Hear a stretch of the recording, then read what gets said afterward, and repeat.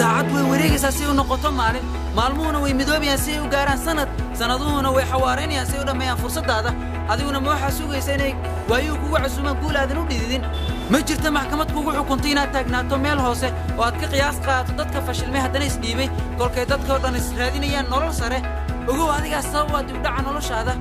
dadka guulaysa waxay haystaan 24 saac sidaada oo kale laakiin way ka faa'iidaystaan adiguna waad khasaarisaa waana cabirka saxda ay kuu jirto inaad guulaysato ma jiro qof heli kara marmarsi oo kaga gambado inuu horumariyo naftiisa waana shaqo ku sugaysa subax walba waxaa la joogaa xilligaas sidaba ugu istaagi lahayd naftaada waxaa la joogaa xilligaad ka faa'iidaysan fursadaha kugu hareeraysan si aad uga soo muuqato masrax nololeed aad u qalanto waxaa la joogaa xilligaad baran lahayd naftaada in ka badan intaad hadda taqaano adigaa u qalmi inaad ku tamashlayso heer sare adigaa u qalmi inaad la noolaato riyooyin ifaya iyo nolol sacaado leh maxaa yeele waxaa kugu jira kartida iyo qofnimada lagu jiro caadka ka sokeeya guusha ha isdhigan hana ku furan geediga meel ka sokaysa guusha